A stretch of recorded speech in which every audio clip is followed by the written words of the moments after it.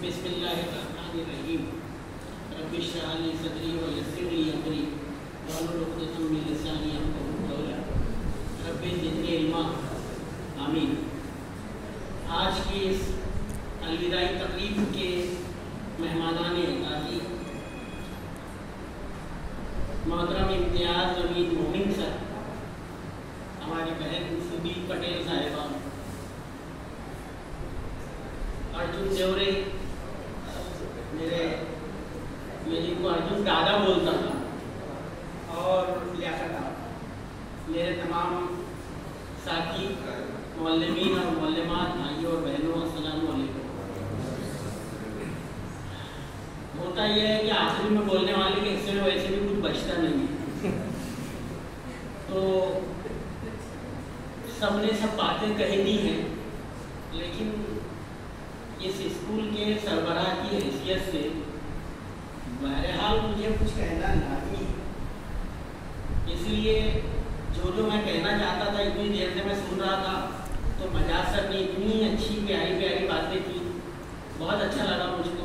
Shafi sir ने, Sarfaraz sir ने और गुलाम दस्तगीर सर से, मैंने खासतौर से इसलिए कि वो सीनियर है यहाँ पे, तो उन लोगों को उन्होंने देखा है, दीगर लोगों की एडमिनिस्ट्रेशन को भी देखा है, तो वो जिक्र ज़रूर करें।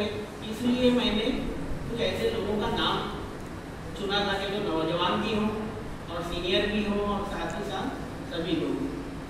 तो बहरहाल सबने वो बातें कर दी हैं जो मेरे दिल में थी, और मकसद भी यही होता है कि आखिरी में जो आए वो सिर्फ समेट ले उस बात को, तो मैं यकीनन समाप्त करूँगा।